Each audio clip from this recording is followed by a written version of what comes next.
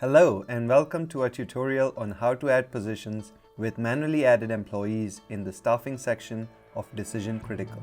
In the first part of our staffing tutorial, we saw how to add a dynamic position. Let's go back to the scenario builder of an existing company called Dumplings. To add a new position, click on Staffing under the Resource Allocation menu on the left bar. The position list appears, which shows all the positions already added to this scenario for Dumplings. Let us add a new position to this by clicking here. Let us call this position Office Assistant and add this to the department called Office of the General Manager.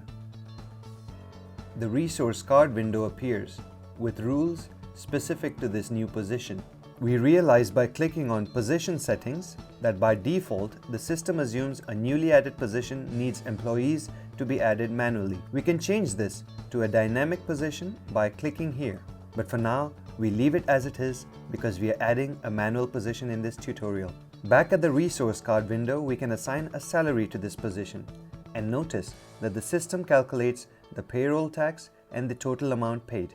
We can define the set of rules for this position such as direct tasks, operator tasks, other tasks, the workstation area, and any materials and expenses related specifically to this position. If we come back out to the position list, we can see that our new position is now created and that it is indeed a manual position as the blue arrow signifies. However, the position is not active till you add employees to this position, so we click here to add employees.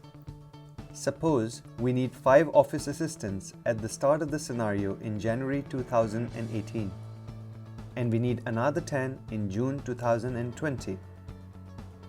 So that's how you create a manually loaded position and add employees to that position. As we can see, we have created several manually loaded employees for this scenario with various employees being added to the business at different times.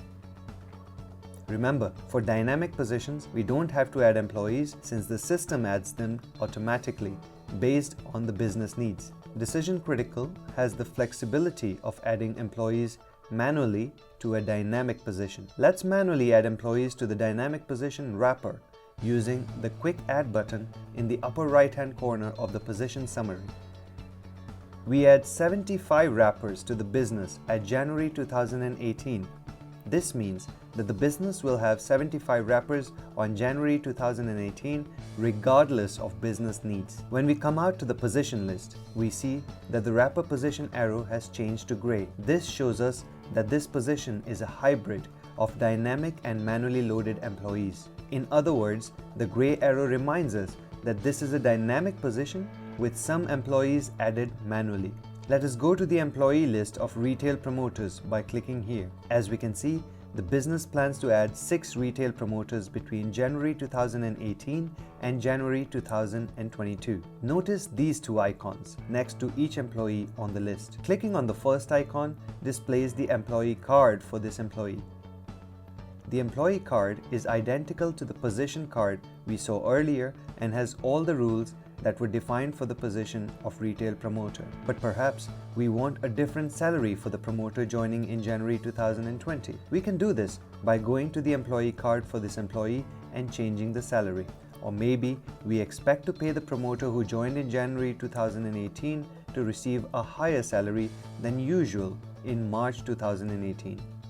We can do this by clicking on the second icon, which opens the monthly employee card displaying values for all parameters on a month-by-month basis. We can change the monthly salary in March 2018 to $3,000. Notice we see these red lines next to the 2 employees. These lines symbolize non-standard values and visually remind us that these employees have some information assigned to them which does not comply with the overall rules of the position. Decision Critical offers great flexibility to allow your model to reflect the reality as accurately as possible. We hope that this video was helpful in creating your business model on Decision Critical. Happy modeling!